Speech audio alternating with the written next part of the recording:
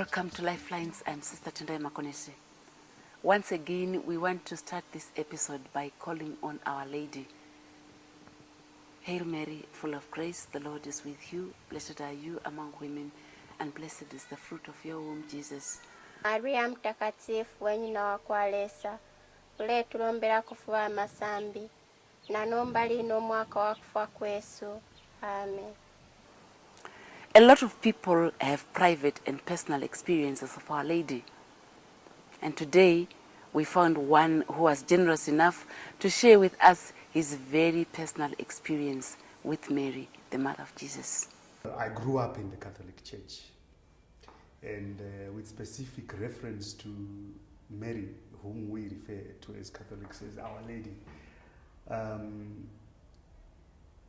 Her role, I think, can be easily summarized in the words that she was the Mother of Christ.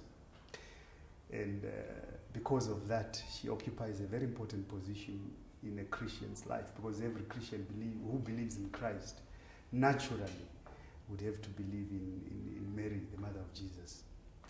The miracle of the birth of Jesus is what makes Mary's role, an esteemed role, because she's the mother of the Savior. That's reality and that's fact.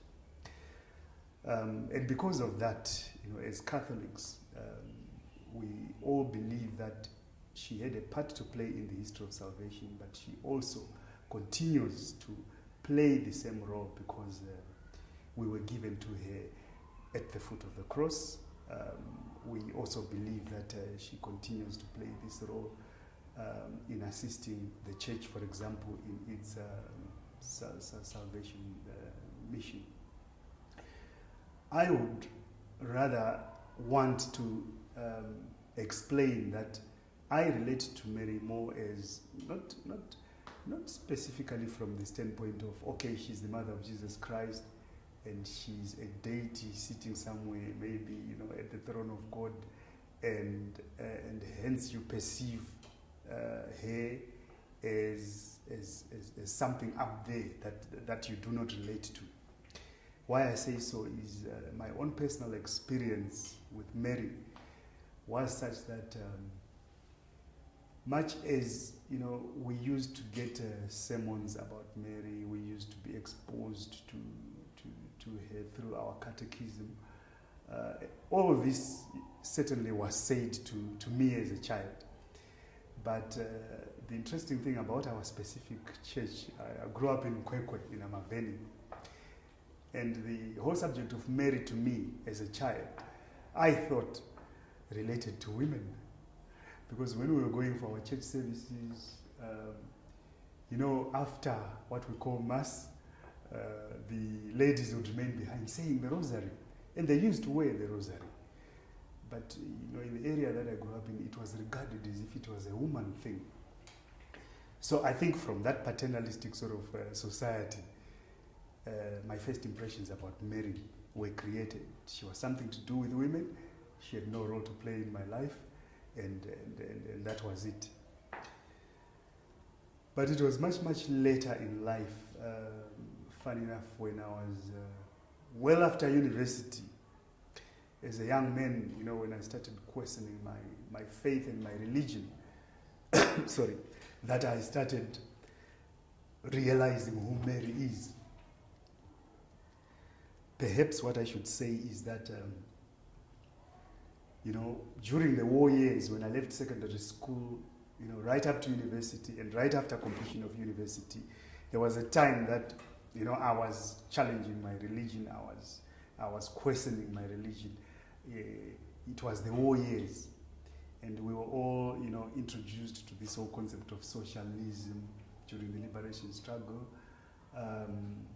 And religion began to take, if I may say, a sort of insignificant role, because people were excited, and especially people of my age group were the ones who were going to war. So we were all, indoctrinated in socialist ideology, part of which says, religion is the opium of the masses. And I was caught in between that dogma, if you like. So during that period, if I went to church seriously, it was for funerals or weddings. But to go to church from personal conviction, that was completely out. So, we are talking a period of, from about the 70s, right up to about 1988, when I already started working as a lawyer. So about 8 years into my working experience as a lawyer, I then had what is my first introduction to Mary. It was funny because she appeared in my dreams. The first time that she appeared in my dream, she was calling me to prayer. She appeared in my dream, called my name 3 times. Clement, pray for yourself. Clement, pray for yourself. Clement, pray for yourself. Now, the way that these dreams are, they are very vivid, and they leave an impression on you. I woke up, and when the voice speaks, it's like someone speaking through a microphone. And you wake up in the dream and your heart is beating. I remember my first dream specifically because, I thought, this is funny. Of all people, Mary, the mother of Jesus. Because as children and as youths, and during our time, in the political era, we actually used to mock Mary. We actually used to look down upon her, and we would question this whole concept of the virgin birth. So it was then funny that she was the person who decided to appear in my dream. Okay, that was the first dream, and I didn't think much about it, much as it left an impression on me. I thought, well, it was just an external manifestation of what my sisters used to do, because they used to keep crucifixes and statues of Mary in the house. And that specific dream, I actually had it in Kwekwe. At that time, I was living in Harare. My brother was involved in a car accident in 1988 on the 3rd of July. So I had to go to Chipinge to ferry his body from Chipinge to Kwekwe for burial. If there was anything left about God in me, or if any inclination that I had to God, was existent, that was the point in time at which it was supposed to be extinguished, because I was so bitter with God. That how can God take away my brother in an accident? You see, this was a firstborn brother. He was like a hero. He was everything, to me. So when he was involved in the car accident, I was very bitter with God.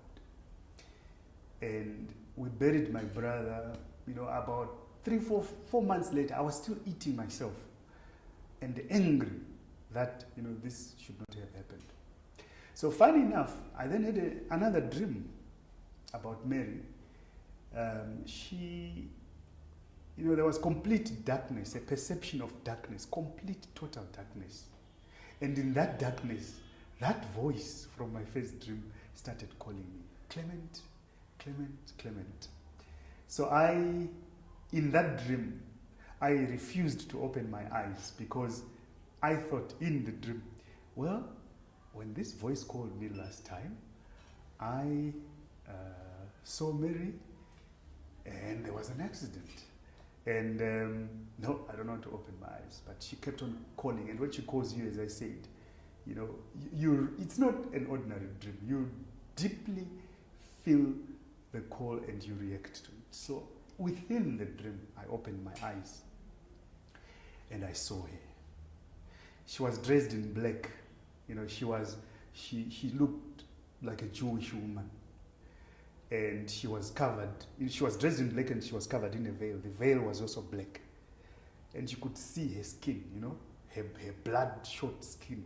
You could see it with some light, some illumination on her face, and she looked at me in the dream, and she was weeping, and I could see the tears streaming down her cheeks. And there was, something serious about the streaming down of the cheeks. And so I was surprised, and I looked at her, and I said, now, I was angry. So when she was looking at me, it was like I was being motivated by this anger to say, so what, what is this all about? My brother died, so God does not exist. But as I say, there's something about the look that touched my heart, and that made me wait and see and listen. She did not say anything. She continued weeping. And as she was weeping, I could see all the wrong things that I had done in my life. And she finished weeping. And then, she started fading away, and the darkness came back, and I woke up.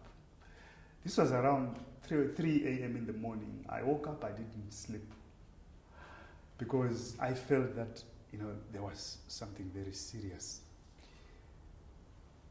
But I wasn't going to church those days, so it was very difficult for me to decide what to do. But this thing was eating me, I went to work, I tried to concentrate, I couldn't. So I thought, in Harare at that time, I thought it was best that I'd never been to the door of a church. And I remembered the cathedral was in 4th Street. And I used to work in what they used to call the corner of 1st Street and Gordon Avenue. It's now George Silundiga Avenue. So I walked, and I wanted to go to church. And as I was going to church, at 4th Street Dominican Convent, I met a Catholic nun. And then my heart, told me, well, he is a religious person, so you can ask. So I went to this sister, and I said, look, I haven't been to church for a long time, but I'm having problems. I'm having, like I explained to her this dream that I had. So she said to me, look, since you say you have not been to church for a long time, I think the best thing for you to do is to go back to the sacraments. You'd have to see a priest, and you can talk to a priest. A priest can explain better this experience that you're going through. So, after some hesitation, I went to the Catholic Cathedral. When I went there, I was a stranger walking into the church. I saw some people inside, and I saw a priest inside. I was at the back bench, and I looked and I said, no, this is not my place. I'm the devil, I can't come in. So I went away, and the dreams persisted. She would appear calling my name, calling me by name and saying, I want you to surrender yourself totally to Christ.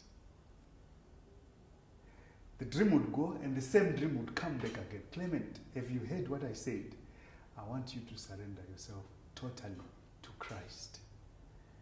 And in my dreams, I would then reply, what do you want me to do, And she would just remain silent.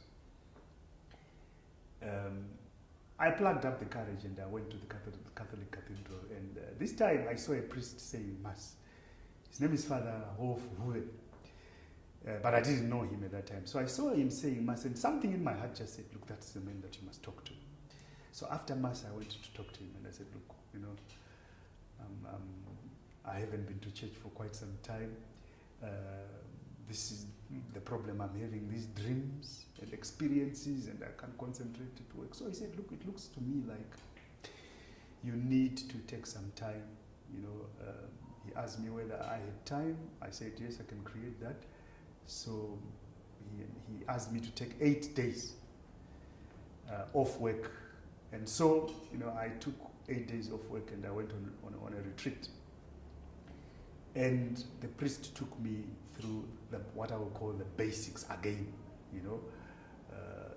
God's purpose for creation, and what is the purpose for my own creation. He took me through my background. What are the hurts, injured feelings that I have about God? I was writing all of them down. What about the blessings that God has given you? I was writing all of that down. Somewhere in between, that retreat, I started, a serious reflection about my life, and I decided, I need to go back to church, and that's when I actually had my first confession, as it was, because of the motivation that these dreams about Mary I had. That was the beginning, but certainly she drew me into prayer. All that she was asking for was prayer. But when I went, into prayer and made the commitment to go back to the sacraments and pray, she didn't stop appearing in my dreams. She kept on drawing me, much, much closer to herself. But eventually, it was a question of her drawing me to God. The way that I started relating to God, the way I started relating to Christ and to God was very different from my earlier days that I've mentioned about. Now I started looking at God as a real living person. Why? Mary, to me, is a real living person. I relate to her the way that I relate to anybody. The difference comes in the form of conversion that I went through. I started looking at God as a real person. And I started seeing God in others. And I began to realize that heaven exists. If there is one big lesson that I got from Mary, was that heaven exists. There is no doubt about it. And the fact that Mary took the initiative to communicate with me, to me, was also the fact that God took a personal interest in me and communicated with me through Mary. I think when I look back now, it was because she was a mother. She was a motherly figure, a very mature woman, very serious, and it was that seriousness, that motherhood, that drew me close to her. And at first it was like a game, because it was in bits and pieces that I would be drawn to pray about different things, about myself, but later it changed. I was relating more to the church, attending Mass, or on a daily basis. And then starting to get involved in community activities. I joined the senior youth group. I started sort of using my gifts. I had gifts, using my gifts of preaching, my gifts of mobilizing young people. All essentially, that was happening was that Our Lady was drawing me close to God. At later stages, it became advanced in the sense that I had to take the initiative to try to understand Mary. I started studying everything that you could find about Mary in the scriptures. Mary in the post-scriptural period. It was then that I was introduced to this whole concept of Mary's role and the concept of Marian apparitions at Lourdes, at Fatima, at Majagore. And I started taking a personal interest and visited, 2 places of pilgrimage close to Africa. And that's when I realized that Mary's call was a serious call. It was a call to conversion and prayer, but I was introduced to a phenomenon that I never thought existed.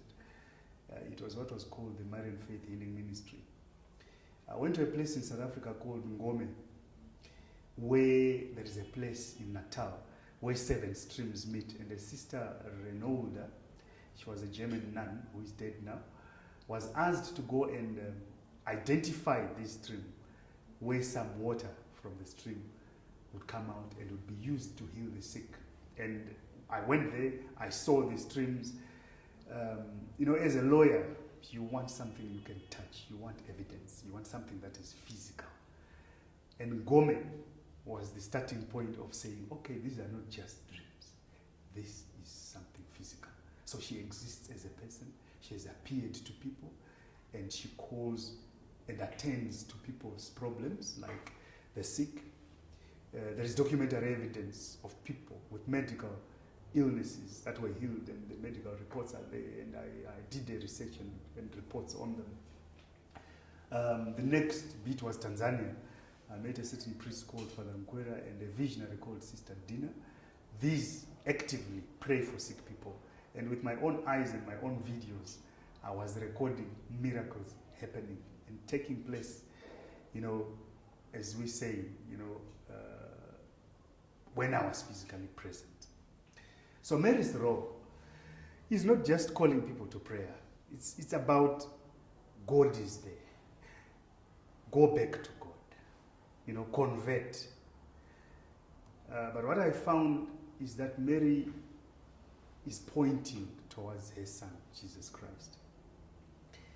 I'm beginning to have an appreciation of the fact that she is not drawing all the attention to herself. When you have these experiences, you think, oh yeah, Mary is great, but she then says, surrender yourself totally to Christ. So her role is basically to draw people to Christ, and her innermost, deepest desire, especially I think in our world, is to make us convert.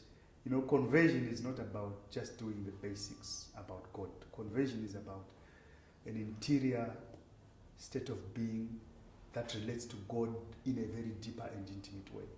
And that is what Mary has taught me in my work, in my relationship at home, with my family, with others, with friends. Before I used to look at people as objects. As a lawyer, when a case is brought before you, you handle it, like someone who is playing a game. You win, you lose, that's it. But after my experiences, I changed. I started looking at people as human beings, seeing the face of Christ in other people. When I was handling my cases, it was not about winning or losing. It was about helping people. And often, people, you could see that there was a difference in orientation and the way that people appreciated me. So Mary plays a central role in the church, in a Christian's life, in that she actively came to me personally and converted me. And I would want to believe that a lot of people have had experiences with her.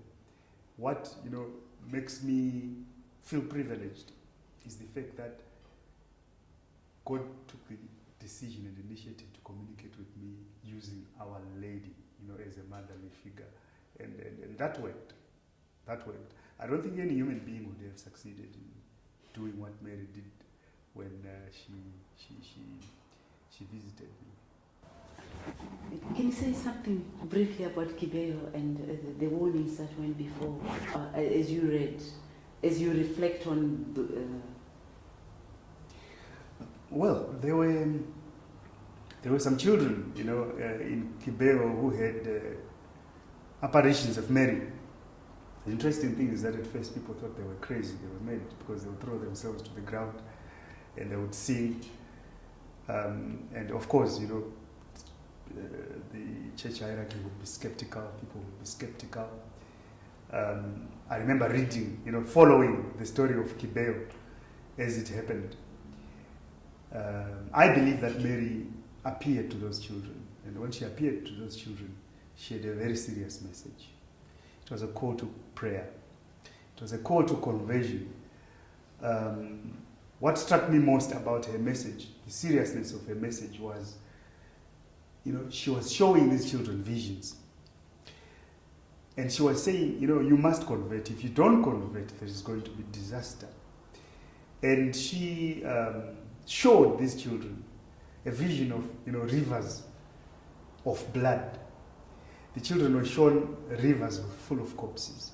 At that time, we didn't take it seriously. We thought, visions, apparitions.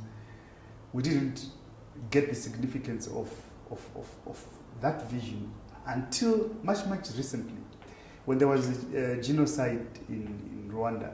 I've actually met some people from there, and they talk about people who were being decapitated and thrown into the river, people who were being killed in their homes. There was genocide in the strict sense of the word. And that's when it hit people like me who were following the events there, that the Mother of God does not just come into the world for nothing. Heaven cannot communicate with us for no reason at all.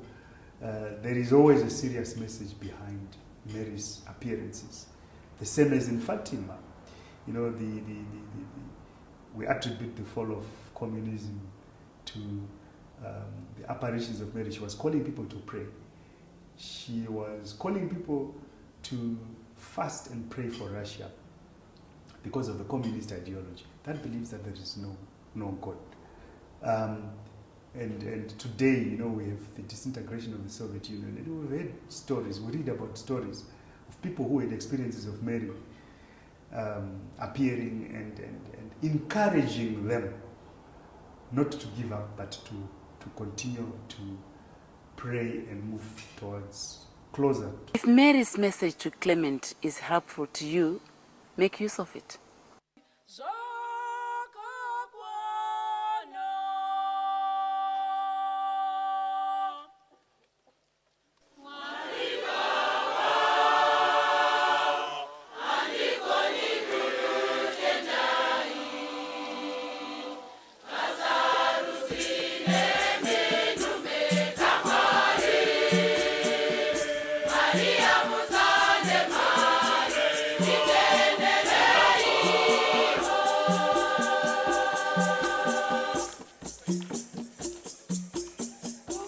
Tenda